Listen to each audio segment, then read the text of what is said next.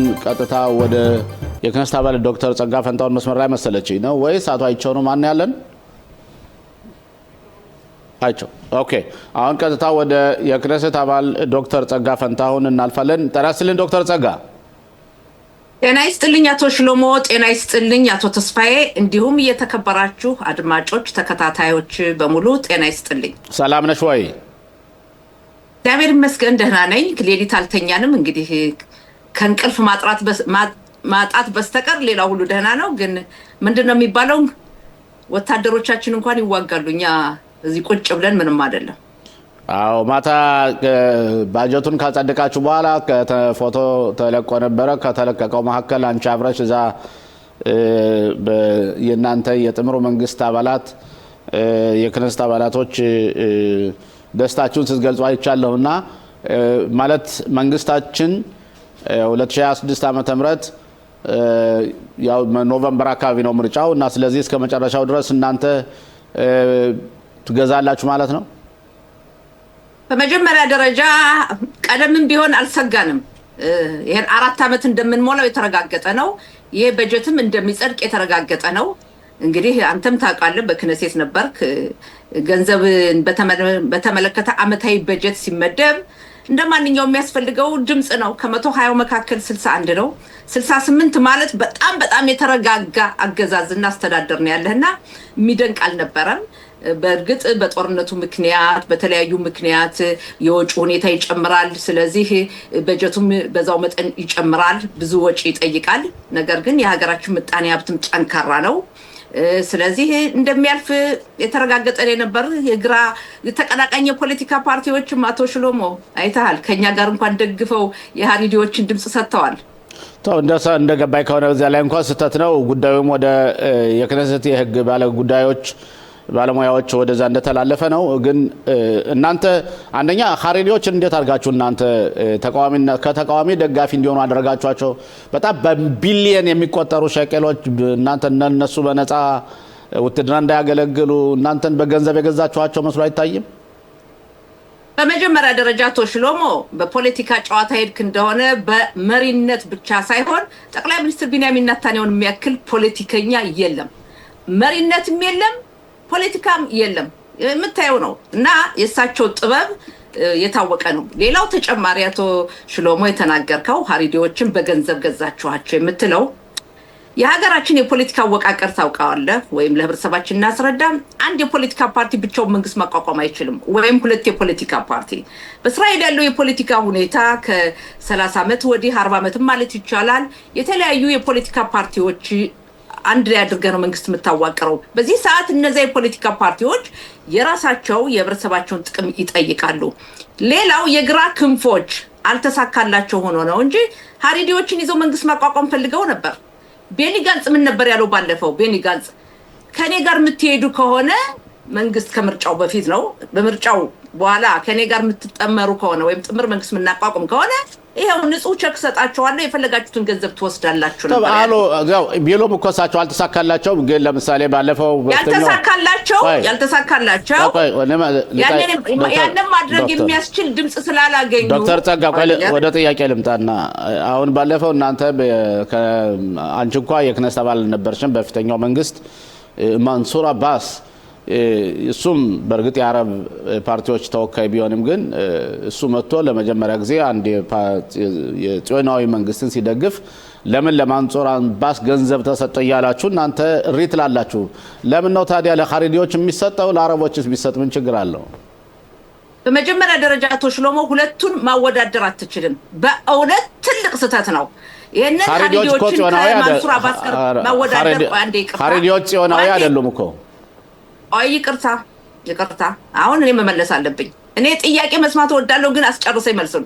በመጀመሪያ ደረጃ ሀሪዲዎችንና አረቦችን ማወዳደር ትክክል አይደለም፣ በጣም ስህተት ነው። ለምን እያልን እንደሆን ሀሪዲዎች በመጀመሪያ ደረጃ ሁሉም ሀሪዲዎች አንድ አይደሉም። ሀሪዲዎችም የተለያየ ቡድን አላቸው። ሻስ አለ፣ ደጌላ ቶር አለ፣ የህዱታ ቶር አለ። በእስራኤል ብሔራዊ ውትድርና የሚያገለግሉ አሉ። የሻስ የክነሴት አባላት በሙሉ ያገለገሉ ናቸው። ልጆቻቸውም የሚያገለግሉ አሉ። በጥቅሉ መውሰድ አይቻልም።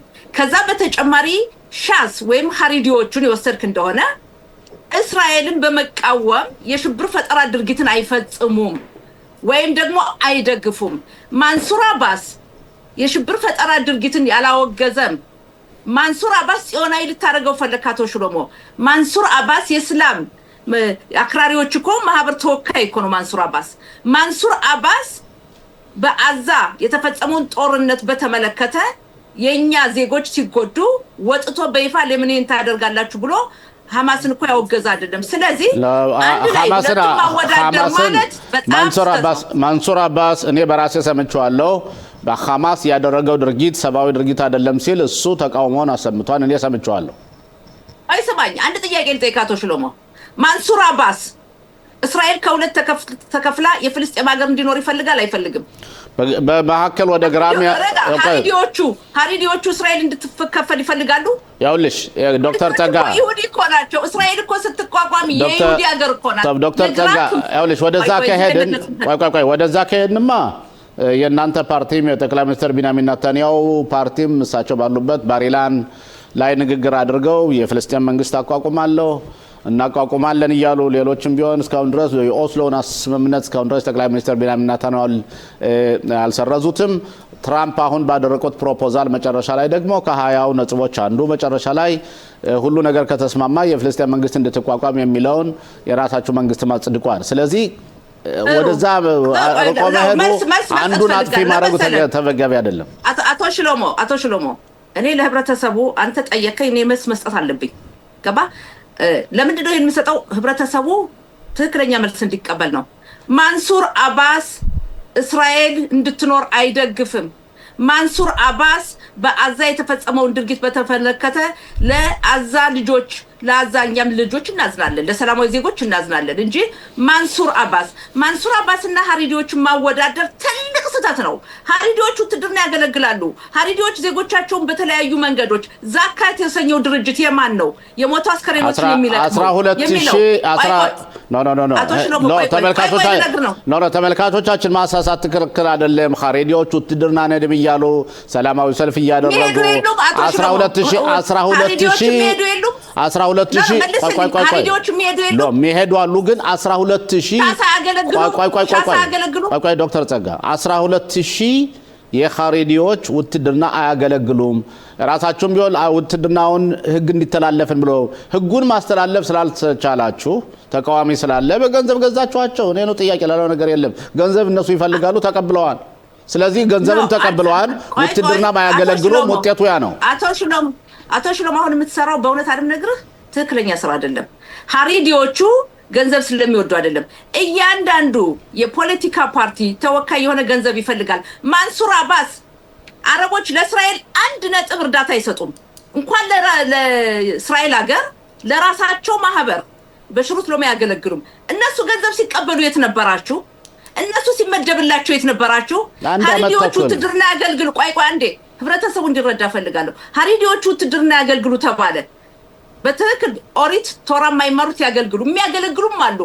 አረቦቹ አያገለግሉም። ቁጥራቸው ከሀሪዲዎች ስንትና ስንት ይበልጣል። ለነሱ ግን ትጨነቃላችሁ። ለነሱ ብሔራዊ ውትድርና ያገልግሉ አትሉም። በአሁኑ ሰዓት ሀሪዲዎች የሚያገለግሉት በአመት ስንት አሉ ቁጥራቸው? አረቦቹ የሚያገለግላሉ በሽሩት ሎሚ የለም። ስለዚህ እናንተ የግራ ክንፎች የምትፈልጉት እስራኤል ይሁዲ ሀገር ዶክተር ጸጋ ለማስተካከል ሃይማኖተኞች እንዲጠፉ ዶክተር ጸጋ አረቦችን ጽዮናዊ ማድረግ ነው የምትፈልጉት። ዶክተር ጸጋ ቤዱዎች አረቦች ናቸው፣ ውትድርና ያገለግላሉ። ድሩዚዎች አረቦች ናቸው፣ ያገለግላሉ። ሁሉን መፈረጃ አይቻልም። በአጠቃላይ ከዚህ ደግሞ ድሩዚዎች አረብ አይደሉም። ድሩዚዎች ድሩዚ ናቸው፣ ራሳቸውን የቻሉ ማህበረሰብ ናቸው። አባል ቤዱዎች ያገለግላሉ። በጣም ብዙ እንትናቸው ቁጥራቸው። ኦኬ። ስለዚህ ቆይ ወደዛ ቸርከስ የሚባሉ አሉ፣ ደማረብ ክርስቲያኖችም አሉ ያገለግሉ። ወደዛ እንተውና ዶክተር ጸጋ አሁን እስቲ አሁን ደግሞ ህብረተሰቡ ትክክለኛውን እንዲያውቅ ፈልጋለሁ። አሁን የምትላቸው ብሔረሰቦች ቆይ ስማኝ፣ አሁን የምትላቸው ብሔረሰቦች የሚያገለግሉ አሉ። የሚያገለግሉት የነሱ ቁጥራቸው ስንት ነው? እኔ የምጠይቅ የአረቦችን ነው። አረቦች 2,100,000 አሉ። በክነሴት 10 መቀመጫ ወንበር አላቸው። ገባ? እነሱን አንድ ብላችሁ ተናግራችሁ አታውቁም። ዶክተር ጸጋ ችግሩ ዶክተር ጸጋ ቆይ አረቦችን ይዛችሁ መንግስት ለማቋቋም ነው። ዶክተር ጸጋ ምን አለ መሰለሽ እናንተ ሁሉ ጊዜ ማለትም አንቺ ወይም ደግሞ የመንግስቱ ተናጋሪዎች ለምን ነው ኻሪዶች ውትድርና እንዳይሄዱ እናንተ የምትቃወሙ? ከፍተኛ ፍርድ ቤቱ መሄድ አለባቸው፣ እኩል እያገለገሉ አይደለም፣ 12000 የሚሆኑ ወጣቶች ውትድርና አያገለግሉም በሚሉበት ጊዜ ሩጣችሁ ሄዳችሁ አረቦች ማያገለግሉ ይላሉ። ስለዚህ አሁን እኮ መንግስት እኮ ኃላፊነቱ የተወሰነ ማህበረሰብ ብቻ አይደለም ሀገርን ማገልገል ያለበት ውትድርና መሄድ ያለበት ሁሉም አገልግሎት መስጠት አለበት። ለዛ ነው አረቦችም ውትድርናም ሆነ ወይም ደግሞ ናሽናል ሰርቪስ እንዲያደርጉ የህግ የማውጣት መብቱ ገዢ መንግስት እናንተ ናችሁ፣ ትችላላችሁ። ኻሪዲዎችም እንደዚሁ ማድረግ ትችላላችሁ። ስለዚህ ነገሩ ግን ነገሩን ወደ ፖለቲካ ብቻ መውሰድ ሳይሆን ውሳኔ እኮ መወሰን የምትችሉት ዶክተር ጸጋ እናንተ ናችሁ።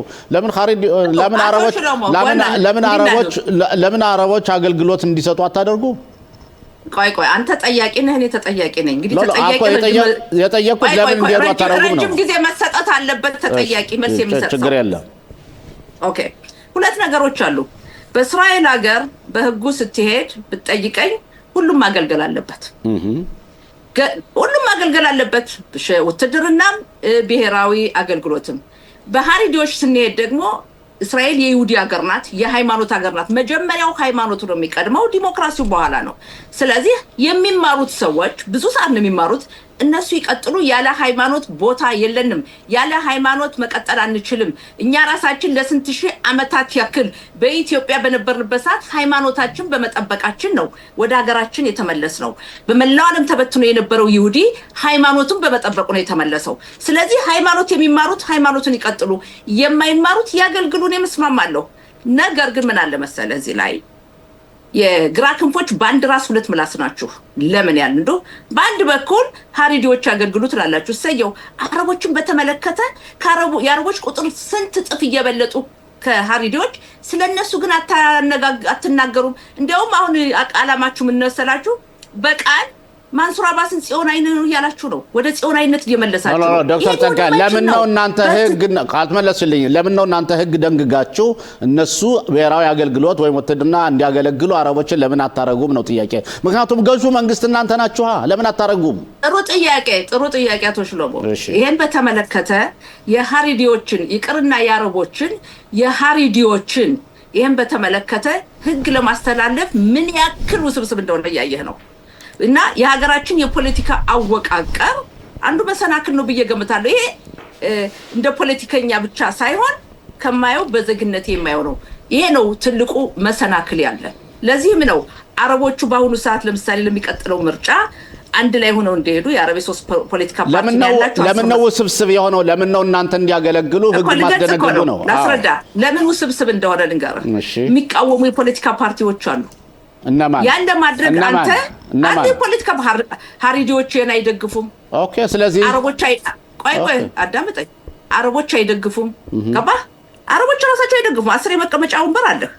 ይሄ ሲል ይሄ ነገር መሰናክል ለወደፊቱ መቀየር አለበት። ግን የግራ ክንፎች አንድ የማይገባችሁ ነገር አለ።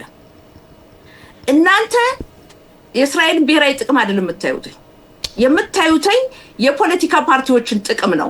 ለምን ያልክ እንደው አዳምጠኝ። ለምን እንደሆነ በአሁኑ ሰዓት መሆን የሚገባው ሃሪዲዎችም የማይማሩት ያገልግሉ፣ አረቦች ደግሞ ያገልግሉ። በውትድርና ሳይሆን ብሔራዊ አገልግሎት።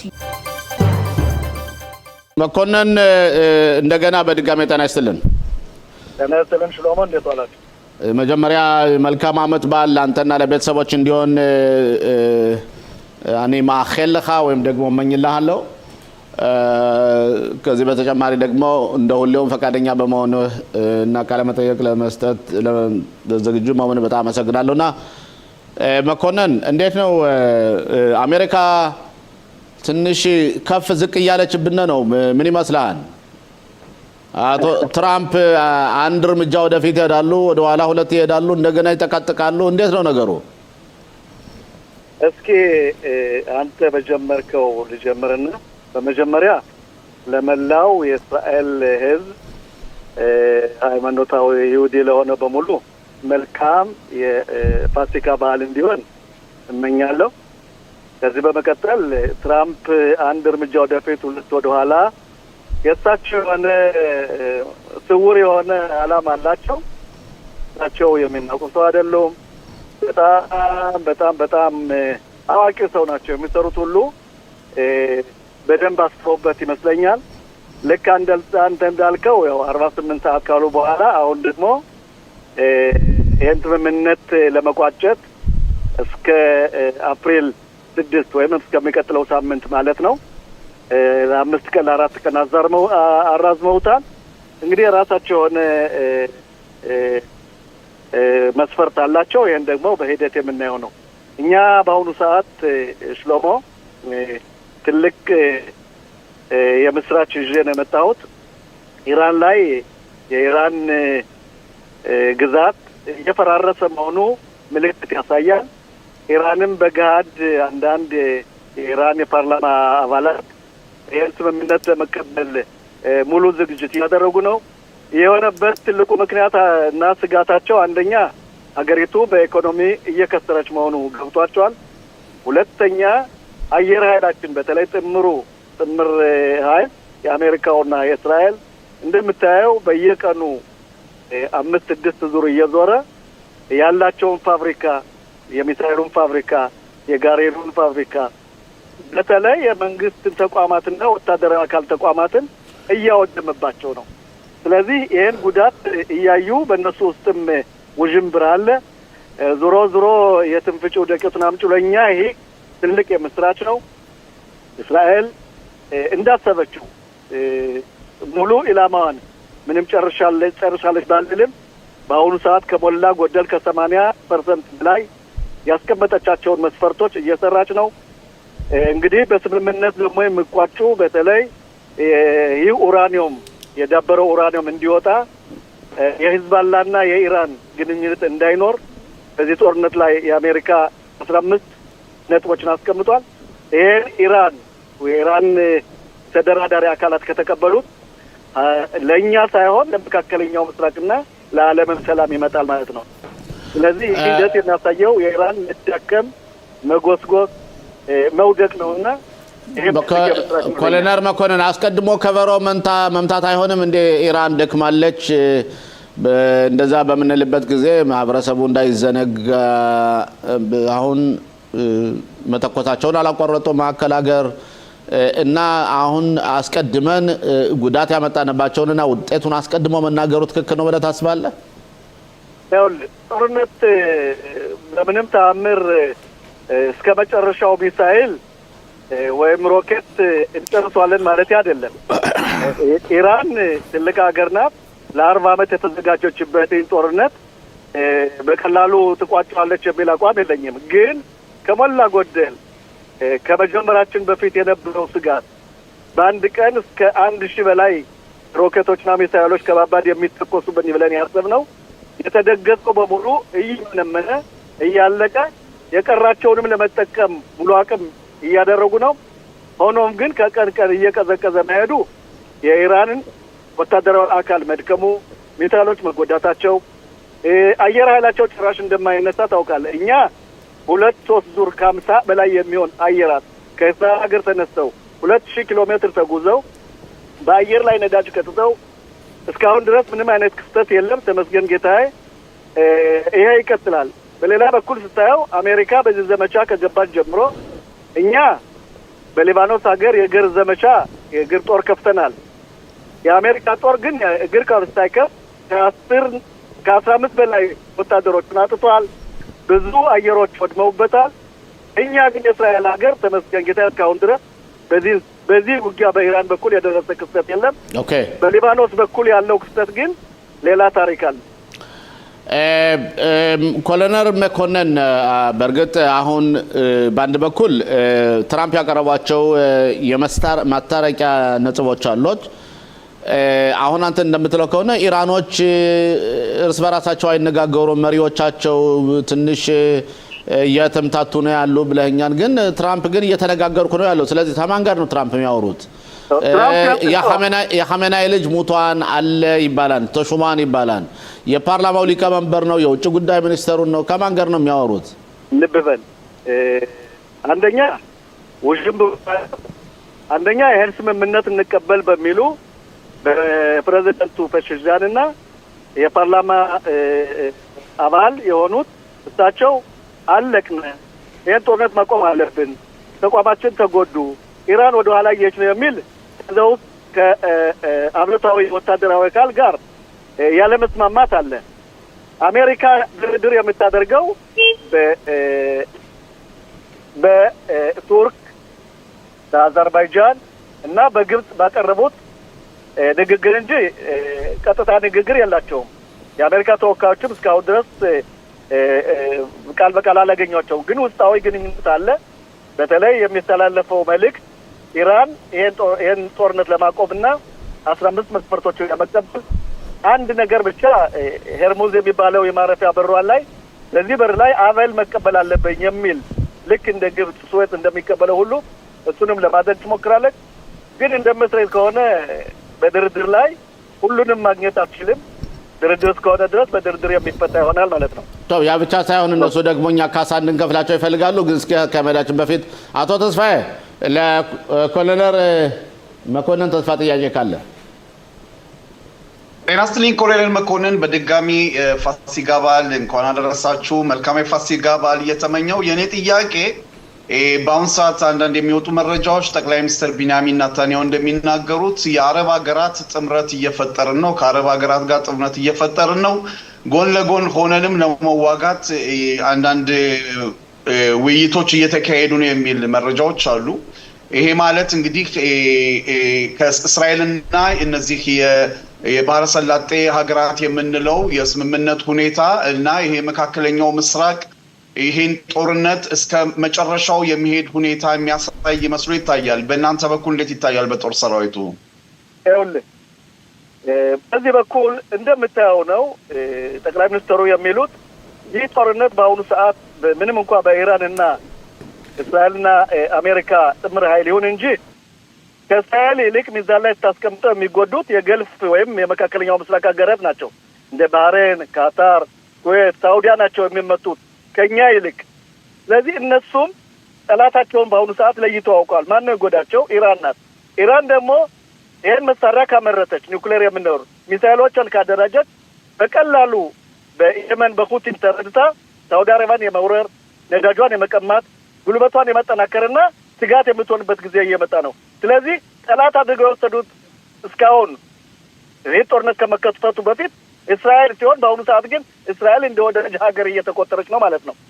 ዞሮ ዞሮ እስራኤል የምታደርገው ውጊያ የመካከለኛው ምስራቅ ገጽ ሁኔታ እየለወጠው ነው እንደምታየው። ለዛም ነው ጠቅላይ ሚኒስትሩ መከላከያ ሚኒስትሩ በሊባኖንና በኢራን ላይ ያለው ግንኙነት እንዲያቋርጥ በተለይ በሊባኖስ በኩል በአሁኑ ሰዓት የግር ጦሩ እርምጃ ዘመቻ ትልቅ ዋጋ እያስከፈልን ነው።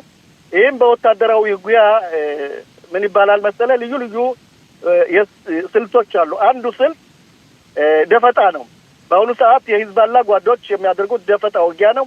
ደፈጣ ውጊያ በማድረጋቸው ቦታውን ስለሚያውቁ፣ ዋሻውን ስለሚያውቁ፣ ወታደራችን በየት እንደሚገባ በየት እንደሚያወጡ ተኝተው ቆይተው ከጉድጓድ ወጥተው የሚያደርጉት ትልቅ እያስከፈለን ነው፣ ትልቅ ዋጋ። ያም ሆኖ ግን መከላከያ እንደ መከላከያ እስከ ሊታኒ ድረስ በተለይ ቁልፍ ቦታዎችን ይዞ በዛ በኩል በሰፈሮቻችን ላይ የሚደርገውን ሂዝባላ ለማድረግ የሞከረውን እያከሸፈው ነው። ይህ ደግሞ በተለይ ትልቅ በሊባኖስ መንግስት ዛሬ የሰማሁት አንደኛ ሂዝባላን ከህገ ወጥ ነው የሚል በፓርላሜንት ወስነዋል። ይህ ትልቅ የምስራች ነው። እስካሁን ይሄ ነገር አልተደረገም። ሁለተኛ ሊባኖስ መንግስት የኢራንን ኤምባሲ እንዳባረረው ይታወቃል። ምንም እንኳን የኢራን መንግስት እሱ አይለቅም ቢልም ተቀባይነት የሌለው ነው። ምንም አይነት እንቅስቃሴ ማድረግ አይችልም። ጠቅለል ባለ ሁኔታ ሂዝባላም እየተዳከመላቸው ነው። ይህን ካደረጉ ህጋዊ ካልሆነ ሂዝባላ የሊባኖስ መንግስት በወታደራዊ አካል ሂዝባላን ጦር መሳሪያውን ማስፈታት ይችላል። እኛ ፋሲል ለገሰ መስመር ላይ ይገኛል። ፋሲል ሰላም ጤና ይስጥልኝ። መልካም የፋሲካ በዓል ይሁንልህ። መልካም የፋሲካ በዓል። በዚህ አጋጣሚ ተመልካቾቻችንም ደግመን ደጋግመን መልካም የፋሲካ በዓል እናለን። ጤናስ ከብዙ ጊዜ በኋላ ተመልሰሃል። እንግዲህ አይቼው መልካም ስራ። አዎ አመሰግናለሁ። እንዴት ነበር? እስኪ በጀመሪያ ሮብለት ተስፋዬ መስመር ላይ አለ። ጤና ይስጥልኝ። መልካም ፋሲካ ተስፋዬ። አዎ ጤና ይስጥልኝ ጋዜጠኛ ፋሲል። የፋሲካ በዓል ምሽቱ ዋዜማው እንግዲህ ሮብለት ነበር የተቀበልነው። እንዴት ነበር? እንዴት አሳለፍከው? እስኪ ባንተን ጀምር ፋሲል። አዎ ፋሲካ በዓል በጣም ልዩ በዓል ነው። ያው ሁላችንም እንደምናውቀው እስራኤል እንግዲህ ሁላችንም እንደምንለው የነጻነት በዓሏን ማለትም በአዲሱ ዘመን ከ78 ዓመት በኋላ በየዓመቱ ታከብራለች። ይህ ግን ከ3000 ዓመት በፊት ነጻነት የታወጀበት በዓል ነው። ፋሲካ በዓል ማለት ለእስራኤል የነጻነት በዓል ማለት ነው። ከፈርዖን በመለቀቅ ቀይ ባህርን በማቋረጥ ወደ እስራኤል በመምጣት አዲስቱ እስራኤል የተመሰረተችበት ዓመት ነው። ስለዚህ ማለትም ጊዜ ማለት ነው። ስለዚህ የፋሲካ በዓል ያው ከቤተሰብ ጋር ነው የሚከበረው። ከቤተሰብ ጋር ነው የሚያከበርኩት እና በአጠቃላይ ሁኔታ ግሩም የፋሲካ በዓል ነበር ማለት ይቻላል። መልካም፣ ወደ ወቅቱ ዜና ጥያቄዎቻችን ስናልፍ በተለይ አሁን እንደሚታወቀው እንግዲህ ሀገራችን እስራኤል ከአሜሪካ ጋር በመሆን ኢራንን ማጥቃት ከጀመረ ዛሬ 35ኛ ቀኑን እያስቆጠረች ነው። ጦርነቱ እንዴት እየተካሄደ ነው? እስካሁን ድረስ በአንተ እይታ እንዴት ነው? ዓላማውን ግቡን እየመታ ነው? አካሄዱን ምን ይመስላል? እንግዲህ ያው ጠይቀኛል። የፋሲካ በዓል እንዴት ነው በአጠቃላይ ሁኔታ ያሳለፍከው ብለኛል። ፋሲካ በዓል ያው ጥሩ በዓል እንደነበር፣ ሃይማኖታዊ በዓል እንደነበርም ጠቁማለሁ። በዚህ አንጻር ግን በአሁኑ ወቅት ባለንበት ጊዜ የፋሲካ በዓል በእስራኤል ውስጥ እንደ ማንኛውም የዓለም ሕዝብ በስነ ስርዓት አልተከበረም ማለት ይቻላል። እሱ ልክ ነው። ምክንያቱም ያደጋ ማስጠንቀቂያ ደወሉ ምንም ስላለ ልክ ነው። ያ በዚህ እንዳለ እስኪ በዓሉን በዚህ እንዳለ እንተውና ለመሆኑ ጦርነቱ ከተጀመረ ያው አሜሪካና እስራኤል ጦርነቱን ከጀመሩ ዛሬ 35ኛ ቀን ያስቆጥረዋል። እንዴት ነው ዓላማውን እየመታ ነው? በታቀደው መሰረት ጦርነቱ እየተካሄደ ነው? እኔ ፋሲል ኦኬ፣ ፋሲል እስኪመለስ ድረስ ተስፋዬ ወደ አንተ ልምጣ። ተስፋዬ አዎ እየሰማው ነው። አይቼ መጀመሪያ አንተስ ባሉ እንዴት አሳለፍክ? የት ነው ያሳለፍከው? በምን ሁኔታ ነው? ትንሽ ሮጥ አላችሁ? ምግብ ላይ ያላችሁስ እንዴት ነበር? በአጋጣሚ ሆነው እኛ የነበርንበት አካባቢ በእውነት መጥሪያ ደውል አልተደወለም፣ ሰላም ነበር። ግን በአካባቢው ያው ህዝቡ እስኪረበሽ ልብ እንዳልክ አይቼው እንዳየው እራት ሰዓት ላይ ነው እንግዲህ ኢራን ሆነ ብላ ያው አመት በዓሉን ትንሽ ለማደናገር የተደረገ ሁኔታ መስሎ ይታያል። በጣም ብዛት ያላቸው ሰዎች ወደ ቤተሰብ የሚሄዱበት ሰዓት አካባቢ ነበር። እኛ የነበርንበት አካባቢ በእውነት ሰላም አምሽተናል። በስነ ስርዓት አመት በዓሉን ያው ከቤተሰብ ጋር ጠረጴዛ ዙሪያ ቁጭ ብለን ያው እንደ ተለምዶ የፔሳህ ወይም የፋሲጋን ታሪክ ለልጆች በመተረክ ከየት ወዴት እንደመጣን እሱን ሁሉ አድርገናል። በስነ ስርዓት ነው ያሳለፍነው። እንግዲህ በኋላ ደግሞ ጠለቅ ወደ ግል ጠይቃለሁ። አፊኮማን የሚባል ነገር አለ፣ የሚደበቅ ነገር፣ ማን አገኘ ማን አላገኘ፣ ስጦታውስ ምን ነበር? በኋላ እንነጋግራለን። ፋሲል ተመልሷል። ፋሲል መስመር ላይ ነህ? አዎ መስመር ላይ ነኝ። ለጠየቀው ጥያቄ ትላንትና ምሽት እንደምታውቀው ሁሉ የአሜሪካው ፕሬዚደንት ዶናልድ ትራምፕ ለህዝባቸው ንግግር አድርገው ነበር። ጦርነቱ ያለበትን ተጨባጭ ሁኔታም ጠቁመዋል። 2 እና 3 ሳምንትም እንደሚያስፈልግ ገልጸዋል። በፋሲካ ዋዜማም ማለት በዓሉ ከመጀመሩ በፊትም ጠቅላይ ሚኒስትር ቢንያሚን ኔታንያሁ እንደዚህ ተመሳሳይ ንግግር አድርገዋል። እንግዲህ በአጠቃላይ ሁኔታ ስንመለከት ኢራን በከፍተኛ ሁኔታ እየተቀጠቀጠች ነው። በከፍተኛ ሁኔታ እየተቀጠቀጠች ነው። አሁን የጦር መሳሪያ ቦታዎች፣ ካምፖች የመሳሰሉትን መደብደብ ብቻ ሳይሆን ከዛም አልፎ ተርፎ መሰረታዊ መዋቅሮችን መምታት ሁሉ ተጀምሯል። እስራኤል ከ2 እና 3 ቀናት በፊት የብረታ ብረት ፋብሪካ ሁሉ ደምስሳለች። ከፍተኛ የብረታ ብረት ፋብሪካ። ትላንትና ደግሞ አሜሪካ ትልቅ ድልድይ ቴህራንን ከአንድ ሌላ ከተማ ጋር የሚያገናኝ ድልድይ ሙሉ ደምሳለች። እንግዲህ በአጠቃላይ ሁኔታ ስንመለከተው ጦርነቱ ግልጽ በሆነ ሁኔታ በአሜሪካና በእስራኤል አሸናፊነት መካሄዱ እንደቀጠለ ነው። ለምሳሌ ዛሬ ቃለ መጠይቅ ሲደረግ ለአንድ ብርጋዴር ጀነራል የአየር ኃይል ፓይለት የኛ ሰምቼ ነበር። ኢራን ሀያል ሀገር ተብላ ልትቆጠር አትችልም። ያላት ባጭሩ የረጅም ርቀት ሚሳኤል እና የአጭር ርቀት ሚሳኤል ብቻ ነው። በዚህ በተለይም ከፍተኛ ጉዳት የምታደርሰው በአካባቢው በሆኑ የጎረቤት ሀገሮች ነው ብሏል። እውነቱን ነው። ኢራን እንደሌሎች ሀገሮች ሀያል በማትቆጠር ምክንያት አየር ኃይል የላትም፣ ባህር ኃይል የላትም። የምድር ጦር በዚህ ጦርነት ውስጥ አይሳተፍም።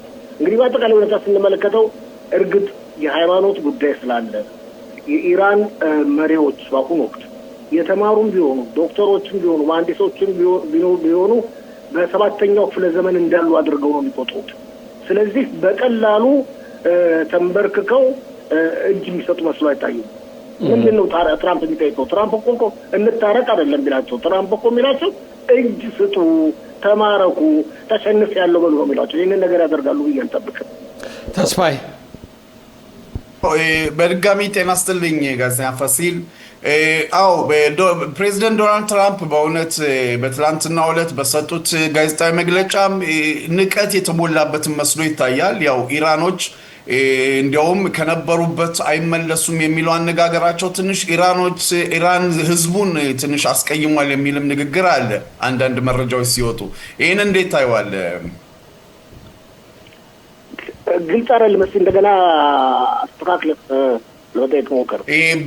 ፕሬዚደንት ዶናልድ ትራምፕ እንግዲህ ኢራንን ያው ገዢውን አካል ነው ትላንትና በንቀት ንግግር የተናገሩት። ሆኖም ግን ኢራን ጠቅላላ ኢራን ወደኋላ የድንጋይ ዘመን የሚል አነጋገር በመነጋገራቸው የኢራንን ህዝብ ትንሽ አስቀይሟል የሚል ንግግር ተነግሯል። እና ይሄ መረጃ የሚወጡ አንዳንድ መረጃዎች ከየት አምጥተው እንደሚያወሩት እኮ ነው የሚገርመኝ። ተስፋ ይሄንን የኢራን ህዝብ አሁኑ ወቅት እንደ ልቡ መናገር እንዳይችል ኢንተርኔት የለውም እኮ።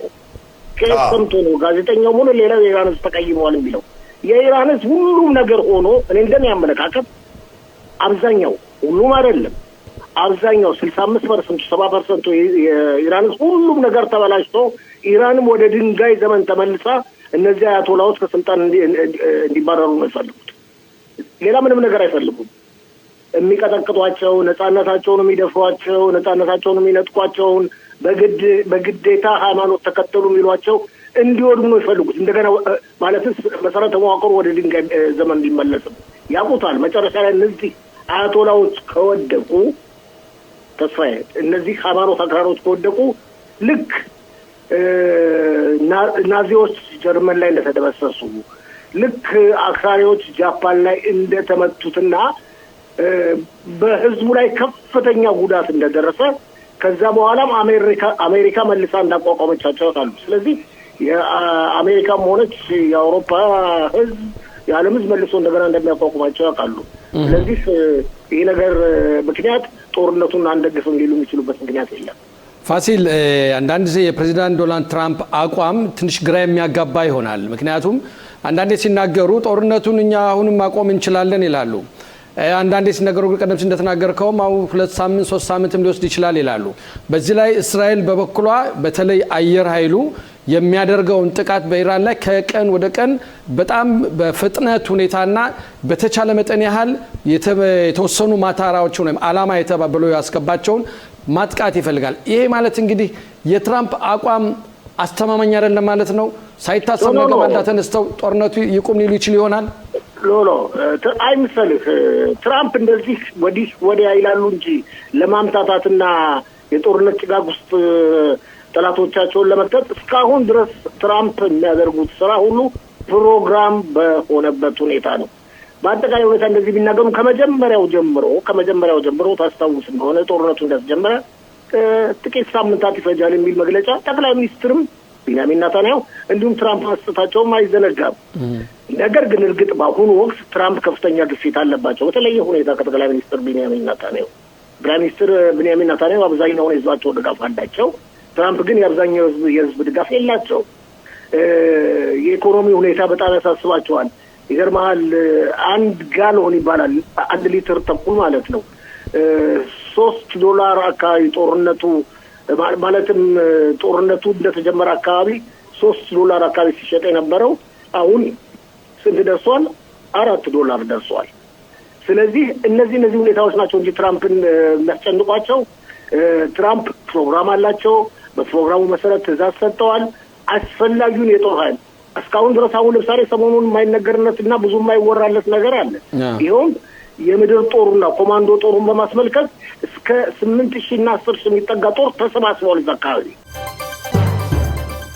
ወደ አቶ መላኩ ወደ በርሸባ ነዋሪ አልፋለሁ። ጤና ይስጥልን አቶ መላኩ። ጤና ይስጥልኝ የቀድሞ ጥቂት አባል ጋሽ ሽለሞች ለሞላ ጤና ይስጥልኝ ብያለሁ። እንደውም ተስፋዬ ሄዶ ያላችሁ እንዲሁም አቶ ተስፋዬ አብሮን አለ። ሰላም ነው ወይ? በርሸባ እንዴት ነው? ሰላም ነኝ። በርሸባ ትንሽ አሁን ከአርብ ጀምሮ ወደዚህ ትንሽ ሞቅ ያለ ያው እንትን አለ ከነበረው በጣም ከበድ ይላል። ያው በየሁለት ሰዓቱ በተለይ አርብ ዕለት አራቱ ሸሸሻባት በስነ ስርዓት እንትን አላለም። እየወጣን እየገባን ማማድ የዋዛ ከፊቶ እና በጣም ከአርብ ወደዚህ በጣም ከበድ ብሎ ነው ያለ። በዚህ በበርሸባ በዳሩን በተለይ ከበድ ብሏል። በፊት ግን ዲሞናና ራት ነበር እንዲያውም አራድ ነበር። አሁን ግን በርሸባ ዛሬም ራሱ ወደ 4 ጊዜ ነው 5 ጊዜ ነው እንደዚህ። በነገራችን ላይ በእናንተ የሚመጡት ተምዘግዛጊ ሚሳኤሎች ከኢራን ነው የሚተኮሱ? ከየመን ነው የሚተኮሰው? ከወተት ዝንቦችን የምላቸው ከየት ነው የሚመጣው? ከዚህ የሚደርሰው አብዛኛውን ጊዜ የሚመጣው ከኢራን የሚመጣው ብቻ ነው። የየመኑ በኢላት በሪፕሲ በቀይ ባህር አካባቢ እንደዚያ ነው። የና በሃይፋ የሚመጣው ግን በጻፈት የሚመጣው ግን የሊባኖሱ ነው። በእኛ የሊባኖሱ አይደርስም። ቀጥታ ከኢራን የሚወረወረው ግን ቀጥታ እዚህ በርሸባ ነው የሚደርስ። ትናንትና እንደውም አጋጣሚ ምሽት አካባቢ ላይ ካህናት አውቶቡስ በየቦታው አለ። የመንደር አውቶቡሶች እና ሀሪያዎች ከነሱ ቦታ ላይ ወድቆ ሰው እንኳን ጉዳት አልደረሰም። ያው መደናገጥ ካልሆነ በስተቀር ያሁኑ በጣም ይከብዳል። ከነበረው ለየት ብሎ ይከብዳል በጣም። ኦኬ አቶ ተስፋዬ እስቲ ለአቶ መላኩ መለሰ ጥያቄ ካለ። ጤና ይስጥልኝ አቶ መላኩ በርሸባ። በመጀመሪያ የፋሲካ በዓል እየደረሰ ነው። በእውነት መልካም የፋሲካ በዓል እመኛለሁ። ጥያቄ የሚሆነው ያው በማህበራዊ ሁኔታን ባስመለከተ ነው። የጸጥታው እንግዲህ የጸጥታ ሁኔታ አስቸጋሪ ቢሆንም የፋሲካን አከባበር እንግዲህ የበለጠ ደማቅ ለማድረግ ብዙ ቦታዎች ሳይ እንቅስቃሴዎች አሉ፣ ድባብም አለ። የእናንተ አካባቢ እንዴት ነው በርሸባ? በእውነት ከሰሞኑ ትንሽ ተረብሻችኋል። አመት በዓሉን ባስመለከተ ማህበራዊ ኑሯችሁ እንዴት ነው በአሁን ሰዓት? ፋሲካን በተመለከተ ይቅርታ፣ ሁሉም ሰው ያው እንግዲህ የተለመደው ነው። ይሄ ፋሲካ በዓል ትልቅ የዓመት በዓል ነው። ህዝብ እስራኤል ግብጽ በነበሩበት ሰዓት ወጥተው ለ40 ደቂቃ ባልሞላ ማጣ የሚባለውን እየተወካ እንደሚበላ እና ከቤት ያለ እርሱ ነገር የወካ ነገር አጥፎ ተብሎ በመጽሐፍ ቅዱስ ኦሪት ዘጸአት ያዝዛል። ሁሉም ሰው አሁን እንዲያውም ከብዶታል። ለጸሎት ነው ሁሉም ሰው እንግዲህ ንስሐ እንግባ እያለ ህዝቡ በሙሉ አሁን ንስሐ እንግባ፣ ጦርነት የመጣ እችን ሀገር ሁሉ ተመልካቹ ጦርነቱ እየከበደብን ያለን ጸሎቱን እንጸልይ ምናምን እያለ በቃ ሁሉም ሰው አሁን እንደምሰማው እንደማየው በርሸባ በጣም ጥሩ ሀገር ነው። ሁሉም ተባባሪ ሰው ነው። ትናንትና አጋጣሚ ለቅሶ እንኳን ነበረ ከኢትዮጵያ ሞቶ የመጣ ያን እንኳን በተጠንቀቅ ነው ከሚቅናት ሆኖ ነው ዋይታ የሆነው እና የፋሲካው በዓል በተመለከተ ሁሉም ሰው እርሾን ለማጥፋት ያለን ነገር ለማዘጋጀት ማጻ ለመግዛት የተለያዩ ነገሮችን እያዘጋጁ ናቸው ያሉ። እንግዲህ ይሄ በዓል ትልቅ ነው። ሁላችንም ጸልየን እንግዲህ በየአቅጣጫው በ3-4 ቦታ ነው ጦርነቱ የሚያበርድልን ዘር በየአቅጣጫው ጸሎታችን ለእግዚአብሔር ማሰማት ነው እና ዝግጅቱ በጣም አሪፍ ነው። አካባቢ በተለይ የከተማ ከንቲባዎች ለሚደረጉት ጉዳቶች ምን ያህል ጊዜ ይጨርስባቸዋል ለማጽዳት? እንዲሁም ደግሞ ሰዎች ደግሞ ቤታቸው ተጎዱ ካለ ለነሱን ደግሞ ወደ ሌላ ቦታ ለመላክ ያስቸግሯቸዋል ወይስ በቶሎ መልስ ይሰጣል? እንዴት ነው? ትናንትና እንዳየሁት አሁን እዚያ አካባቢ ላይ ታና መርካዚ ሳይሆን የከተማው ሰርቪስ ቦታ አላቸው። ቁጣ እዚያ እንትን ካሉበት እዚያ ሲቃጠል የእሳት አደጋ ሰራተኞች በአስቸኳይ ደርሰው ያለውን ሁሉ ለማጥፋት ችለዋል። የከተማው ከንቲባም በጣም ነው የምናመሰግናቸው። ሩጠው ይደርሳሉ። አንዳንድ ችግር ሲደርስ እንደዚህ ደውሉ እያሉ ማስጠንቀቂያ ይሰጣሉ። ልክ እንደ ደጀን ይቅርታ የኤሪያውም እንደዚህ ማስጠንቀቂያ እንዲያውም አንዳንድ ቦታ ላይ ምንድነው ሰላም ነው የአካባቢው ሚስጥሮችም እየዞሩ በጣም ሲውም ነው የሚያደርጉ። እዚህ በርሸባ ያሉት በጣም ጥሩ እንትን ያለ እንግዲህ ፋሲካ በዓል ዛሬ ድነት ገነው ፋሲካ መጥቷል። እንግዲህ ሁላችንም እንግዲህ ለመጾም እና ለመጸለይ በጉጉት ነው ያለ ህብረተሰቡም። እንደገና አዳጋውም ያው በተለይ ከዓርብ ጀምሮ እስካሁን ድረስ ያለው በጣም ከአንድ ሰዓት ልዩነት ከሁለት ሰዓት ልዩነት አዛካው እየጮኸ የሚወርደው ደግሞ ቀላል ነገር አይደለም። ትናንትና እንደወደቀው ዛሬም እንደወደቀው ያው የሰው አዳጋ ባይደርስም ከላይ የሚከሽፈውና ከታች ወርዶ ደግሞ እንደገና ተበትኖ ብዙ እየተፈጠረ ለሰው ልጅ አዳጋ የሚሰጥ ነው። ካልተጠነቀቁ በጣም አብየትና በደረጃ ተደሩ ሆኖ እንትን ማይል ነገር ነው። በጣም ከባድ ነው ጋሽተው። በነገራችን ላይ አቶ መላኩ እሱን በምናይበት ጊዜ የሚወድቁትን መሳሪያዎች በምናይበት ጊዜ ባለፈው በሆስፒታሉ ላይ የወደቀውንና ያመጣውን ዳሜጅ እናስታውሳለን። አሁን በምናይበት ጊዜ ግን እስካሁን ድረስ አንደኛ ሆስፒታሉ ሰላም ነው። አሁን ሆስፒታሉ ሙሉ በሙሉ ስራውን በ100% እንትን እያደረገ ነው ያለው፣ የአገልግሎት እየሰጠ ነው ያለው ሆስፒታሉ። አንተም በአጋጣሚ ከዛው ሆስፒታል መሰለኝ የምትሰራው? አሁን የሆስፒታል ነው የምሰራው። ሙሉ በሙሉ አገልግሎት ይሰጣል። ሌላ ፎቆችም ከእንደዚህ ከዛ ወደዚህ በዛን ሰዓት በወቅቱ አምናና 2 ዓመት የተጀመሩ ፎቆች ነበሩ፣ በጥንካሬ ተሰርተው አልቅተዋል። ያው የዛን የተመታው ዛሬ እየፈረሰና እንትን እያለ ነው። 5ኛ ፎቅ ላይ ነበር ዛሬ አሁን በካቶ እያፈረሱ እንደገና ከስር መስርተው እያወጡት ነው እና ሁሉም አገልግሎት ሰጥቷል። እንግዲህ ለሚደረገው ሁሉ ለቁስለኛም ሆነ መርጀት ለሚመጡት ሁሉ አገልግሎት እየሰጠ ነው ሆስፒታል። ደህና ነን እንግዲህ እግዚአብሔር ይመስገን። የሚወድቀው እንትን ሲፓት ባርዜር ቀላል አይደለም። በተለይ ቀላል አይደለም። መሬት ሁላ በርቀት እንኳን ሲኖር መሬት ሁላ ነው ነግ ትናንትናም ሲወድቅ እንደዚህ ከቅርብ መስሎ ነው የወደቀ። ግን ቢያንስ 5 ኪሎ ሜትር ርቀት ባለ ነው የወደቀ እና ከባድ ነው። አቶ መላኩ አሁን በተለይ ከአሁን ቅዳሜ ዕለት ጀምሮ በጣም ብዙ ተኩሶች እየተተኮሱ ነውና ሰው እየገባ እየወጣ ነው፣ ጥንቃቄውን እያደረገ ነው ብላል። ግን እንዴት ነው ባለስልጣኖችስ መጥተው ይጎበኟቸዋል? ያዩዋለው?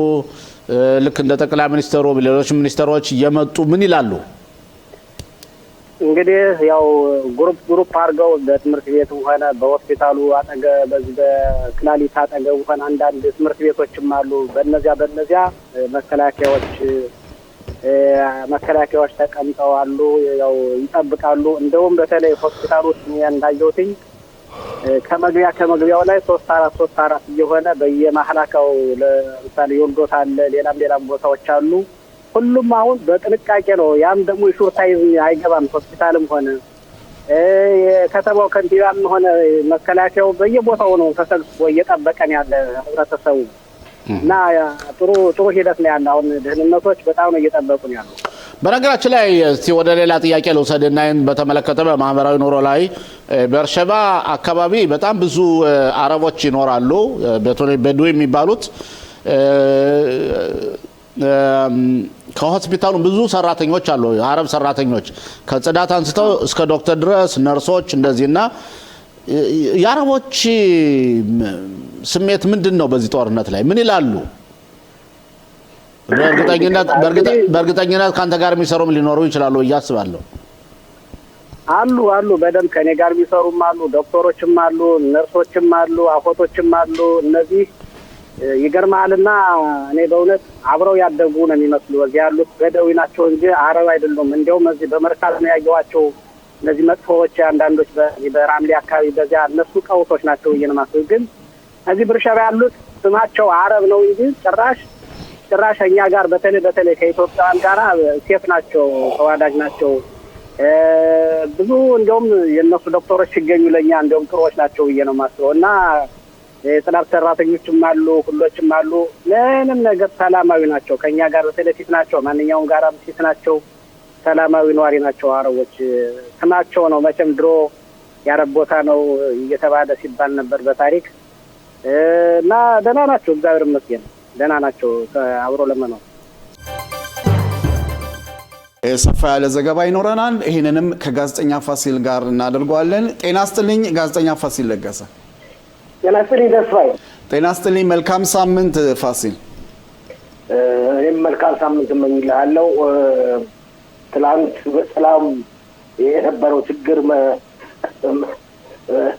መፈጸሙ ለሁላችንም ደስታ ነው። ለማንኛውም ሰላማዊ ሰልፎች በእስራኤል ባለንበት ሀገርም ሆነ በሌሎች ሀገሮች እንደዚህ አይነት ድርጊቶች ይደርሳሉ። በተለይም አሁን ደግሞ ሰሞኑ ያለው ውጥረት በኢራን፣ በሊባኖስ፣ በአዛ ያለው ጦርነት ምክንያት ነገሮች ተሟሙቆ እንዳለን ስለዚህ ፖሊስም ትንሽ እጁን ዘርጋ ፈጠን በማድረግ እርምጃዎችን ይወስዳል። አንተ ግን በሰላም ወደ ቤተሰብ ወደ ስራም ተመልሰሃል። ኦኬ። እንግዲህ ፋሲል በእውነት እንዳልከው ነው። እንግዲህ ወደ በኋላ ደግሞ ከአቶ ተስፋዬ ጋር በዚህ ጉዳይ ላይ ውይይት እናደርጋለን። እንግዲህ በእውነት ይሄ ጦርነት ከተጀመረ ይሄው 1 ወር አስመልክቷል። የጦር ኃይሎች ቃል አቀባይም ትንሽ ግምገማ ሰጥተዋል በውጤቱ። በአንተ በኩል ማብራሪያ ሰጥተዋል። በአንተ በኩል እንዴት ታየዋለህ ፋሲል?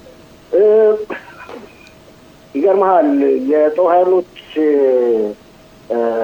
ቃል አቀባይ ማብራሪያ ከመስጠቱ በፊት እንግዲህ እንደ ደንቡ በየቀኑ በዚህ ጦርነት ወቅት ለህዝቡ በማውጣት ማብራሪያ የሚሰጠው የጦር ኃይሎቹ አፈቀላጤ ነው ወይም ቃል አቀባይ ነው። ብርጋዴር ጀነራል ነው፣ ኤፍ ይባላል እና እሱ ማብራሪያውን ይሰጣል። ግን ከዛ በፊት ሁሉ ነገሮች ግልጽ ይሆናሉ፣ በየቀኑ ያሉ ዜናዎች ማለት ነው። ከዛ በፊት ወይ የመከላከያ ሚኒስትሩ አንድ ነገር ይናገራሉ፣ ከዛ በፊት ሚኒስትሮች ወይ አንድ ነገር ይናገራሉ፣ ወይም ጠቅላይ ሚኒስትሩ አንድ ነገር ይናገራሉ። ነገሮች ግልጽ ይሆናሉ። ለማንኛውም ያለንበት ተጨባጭ ሁኔታ ወር ሆነን በእስራኤል ወር ሆነን ጦርነቱን በማስመልከት የጦርነቱን ውጤት በማስመልከት ከኔ በኋላ ኮሎኔል መኮንን ተስፋ ሰፋ ያለ ማብራሪያ ይዞላችሁ ይቀርባል። ነገር ግን በአጠቃላይ ሁኔታ ስንመለከተው ይህ ጦር ለእስራኤል የረጅም ጊዜ ጦርነት ነው ማለት ይቻላል። ይኸው እንግዲህ ከጥቅምት 7 ጀምሮ በጦርነት ላይ ነው። ከጥቅምት 7 2023 ዓ.ም ጀምሮ በጦርነት ላይ ያለ ነው። ስለዚህ ሀገሪቱ ማለት ይቻላል ከ2 ዓመት በላይ በጦርነት ላይ ነች ማለት ነው። ከ2 ዓመት በላይ በከፊል ስራ እየተሰራ አገሪቱ እዚህ ደረጃ መድረሷ በጣም የሚያስገርም ነው። በከፊል እየተሰራ አሁን ደግሞ ወር አካባቢ በከፊል ሳይሆን እንደውም 2/3 የእስራኤልን ስራ የሚሰራ መስሎም አይታይም። ምክንያቱም ይህ በተለይ የሚሳኤል ጥቃት ሁሉንም እስራኤልን ነው የሚመለከተው። እርግጥ በፍጥነትና በከፍተኛ ሁኔታ ድብደባ የሚደርስባቸው የሰሜኑ ክፍል ነዋሪዎች ቢሆኑ በመላው እስራኤል ከደቡብ፣ ከሰሜን፣ ከማዕከላዊ እስራኤል ጀምሮ ወይ ኢራኖች አንድ ጊዜ ይተኩሳሉ። አሁን ደግሞ የወተት ዝንቦች አቶች ደግሞ እንደሚለው ደግሞ ደግሞ ከተኙበት ተነስተዋል። እንግዲህ እነሱ ምንድን ነው የሚባለው የክረምት ድብ የሚባል ነገር አለ አይደል? እንደዛ መስሎ ነው የሚታዩት እና በአጠቃላይ ሁኔታ ስንመለከተው ከፍተኛ ውጥረት አለ በእስራኤል ላይ። እስራኤል ህዝብ ግን ልምድ አለው። ተመልካቾቻችን በመላው ዓለም ዙሪያ የምትከታተሉ ፕሮግራማችን ልምድ አለው። በጦርነት ወቅት ህዝቡ መኖር የሚችልበት ሀገር ነው። አይታችኋል። ለምሳሌም ቴልአቪቭም ሆነ ሌሎች ቦታዎች ህዝቡ እንደፈለገው እየተንቀሳቀሰ እርግጥ አንዳንድ ችግሮች ቢኖሩ ቢንቀሳቀስም አደጋ ማስጠንቀቂያ ድምፅ የሚሰማበት ጊዜ መሸሸጊያና ራስን መጠበቂያ ቦታዎች በየቦታው ስላሉ በተለይም የባቡር መጓዣ ውስጥ ለውስጥ ቦታዎች የመሳሰሉት ስላሉ ወደዛ በመግባት ድርጊቱ ካለፈ በኋላ ተነስቶ ወጥቶ ወዳለበት ስራ ይመለሳል። ከሌላው ዓለም በተለየ ሁኔታ ማለት ነው። ለምሳሌ ያህል የኢራን አክራሪ አያቶላ መንግስት በፋርስ ባህረ ሰላጤ አካባቢ ላይ አገሮች ላይ ሚሳኤል ይተኩሳል። ብዙ ጉዳት እንደሚደርሰው ለመስማት ችለናል። እኛ ጋር በአጠቃላይ በሰው ህይወት ላይ የሚደርሰው ጉዳት ከሌላው ሀገር ጋር ሲመጣጠን በጣም አነስተኛ ነው። እንግዲህ በዚህ እንዳለ በአጠቃላይ ሁኔታ ስንመለከት ፕሬዚደንት ዶናልድ ትራምፕ የአሜሪካው ፕሬዚደንት ጉዳዩን በውይይትና በድርድር ለመፍታት ፈልጋለሁ፣ ጦርነቱን ለመጨረስ ፈልጋለሁ የሚል መግለጫ ቢሰጡ ድብደባው እንደቀጠለ ነው። በትላንትናው ዕለት ብቻ እስራኤል 2 የብረታ ብረት አምራች ኩባንያዎችን ደብድባለች፣ ሌሎችንም ቦታዎች እና ኢራን በከፍተኛ ሁኔታ እየተቀጠቀጠች ነው። ይገርማል። ያሞኔ ኢራን አሁንም አለው ከማለት ወደ ኋላ አላለችም። ከዛም አልፎ ተርፎ ደግሞ ወደ ሊባኖስ ሲመጣ ደግሞ ሂዝቦላ በከፍተኛ ሁኔታ እየተቀጠቀጠ ነው። ግን አለሁ ማለቱን አላቋረጠም። እንዳውም ትላንትናም መስዋዕትነት ተከፍሏል።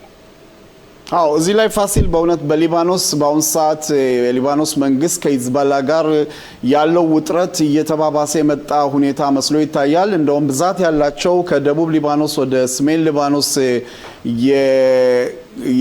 የሄዱት ህዝቦች በአሁን ሰዓት በሊባኖስ ዋና ከተማ አካባቢዎች ካሉት የክርስትና አማኞች ጋር በጣም ብዙ ግጭቶች እየታዩ መሆኑን አንዳንድ መረጃዎች እየወጡ ነው። ይሄ ነገር እንዴት ይፈጸማል መጨረሻ ላይ የሁለቱ ግጭቶች? ተስፋ የተጠበቀ ጉዳይ ነው። እንግዲህ እንደሚባለው ከሆነ ከደቡብ ሊባኖስ እንዲሁም ከዳህያ ቤይሩት ውስጥ ከሚገኘው ከአንድ ክፍል ወደ ሌሎቹ አካባቢዎች ከወለዱት ሊባኖሳውያን በተለይም የሺህ እምነት ተከታዮች 1 ሚሊዮን በላይ ይደርሳል። 1 ሚሊዮን ቀላል ቁጥር አይደለም። በረጅም ጊዜም በአገሪቱ ውስጥ እንግዲህ ሁላችንም እንደምናውቀው በአንድ ላይ ለመኖር የሚችሉት ህዝቦች በሊባኖስ ውስጥ 4 ናቸው። የክርስትና እምነት ተከታዮች፣ ድሩዚዎች፣ የእስልምና እምነት ደግሞ የሱኒ እምነት ተከታዮች፣ እስልምና እምነት ተከታይ ደግሞ የሺህ እምነት ተከታዮች። አንዱ ጋር በፍጹም አይሰማም። የእስልምና እምነት ተከታዮቹ ሱኒና ሺማ ጭራሽ መታየት እንኳን የማይፈልጉ። ስለዚህ እያንዳንዱ ህብረተሰብ የራሱ የሆነ ግዛት ነበረው ማለት ይቻላል። ብዙዎቹ ሺዎች ደቡብ ሊባኖስና ምዕራብ ቤይሩት አካባቢ ነበር የሚኖሩት ሺዎች ብዙዎቹ። ሰሜን ሊባኖስን ደግሞ ሱኒዎች ነው የሚኖሩት። ቤይሩትና ማዕከላዊ ሊባኖስ ደግሞ ሰሜን ሊባኖስን ጭምር ክርስቲያኖች ነው የሚኖሩት። ማዕከላዊ ሊባኖስ ውስጥ ደግሞ ድሩዚዎች ናቸው የሚኖሩት። ስለዚህ ያ ነገር የክፍፍል ነገር ተናጋ ማለት ነው። ወደ ቤይሩት በሚሄዱበት ጊዜ የመጠለያ ቦታ የሚፈልጉበት ጊዜ ብዙዎች እንደውም አናስጠጋቸውም እያሏቸው ነው። ስለዚህ ስታዲየሞችን የመሳሰሉትን ቦታዎች ሀገሪቱ መንግስት ለመውሰድ ይፈልጋል እና የሺ የሚወክለው ከሺ አልፎ ኢራንን የሚወክለው ድርጅት ማለት ነው ሂዝቦላ እዚህ ጦርነት ወይ እዚህ ማሳ ውስጥ መግባቱ ነው ከ1 ሚሊዮን ህዝብ በላይ ስደት ላይ እንዲወጣ አድርጎታል። ስለዚህም ቀላል ነገር አይደለም ያለው ተጨማሪ ላይ። ሌላው ወደ ኢራን ልመልስና ፋሲል በአሁን ሰዓት በፓኪስታን የሚካሄደው የሰላሙ ድርድር ግብጽና ሳውዲ አረቢያ እንዲሁም ቱርክ የሚሳተፉበት መሆኑ አንዳንድ ዘገባዎች ወጥተዋል። ሆኖም ግን እስካሁን ድረስ በኢራንም ሆነ በአሜሪካ ምንም አይነት ወኪሎች እንደሌሉና ያው ኢራንም የአሜሪካን ምንም አይነት አስተያየት እንደማትቀበል ደጋግሞ ተናግረዋል። በፓኪስታን ግን ድርድሩ አሁንም እየተካሄደ መሆኑን ተገልጿል። ተስፋዬ ፓኪስታን አሸማጋይ ሀገር ነች። ይህን ከማለት ወደ ኋላ አትልም። ፓኪስታን በሁለቱም ወገኖች ዘንድ የምትታመን ሀገር ነች። እንግዲህ የሚደረገው ድርድሩ እንደሚባለው ከሆነ ቀጥተኛ አይደለም፣ እንደባለፈው ጊዜ ማለት ነው። አሜሪካ ያላትን አመለካከት ለፓኪስታን ትልካለች። ፓኪስታን ደግሞ ለኢራን ታስተላልፋለች። ኢራን ደግሞ ገምገማ ያላትን አመለካከት ለፓኪስታን ትመልሳለች። ፓኪስታን ደግሞ ለአሜሪካ ትልካለች። ስለዚህ ይመስለኛል ፕሬዚደንት ዶናልድ ትራምፕ ድርድሩን በማስመልከት ውጤት ለማየት ይበቃለሁ በማለት 10 ቀን እንዲራዘም ዓርብ ዕለት ውሳኔ ላይ ደረሱት። እንግዲህ የ10 ቀን ያው አሁን 3 ቀን ተቀንሶለታል ማለት ቁም አይቀርም። ያሞኔ ለኔ አባባላል ተስፋዬ አልተነጋገርንበትም እስካሁን ድረስ። በኋላ ከኮሎኔል መኮንን ጋርም አልተጠይቀም ተነጋገሩበት ይችላልላችሁ። እንደሚባለው ከሆነ አሜሪካ በእግር ጦር ለመጠቀም እየተዘጋጀች ነው ይባላል። ሰሞኑንም ተናግረናል። ኃይል እያከማቸች ነው በዛ አካባቢ እስከ 10 ሺህ ወታደሮች ለማከማቸት እቅድ እንዳላት እየተነገረ ነው። ይህም ማለት ወረራ በእግር ጦር ታደርጋለች ማለት ነው የሚሉ ብዙ ናቸው።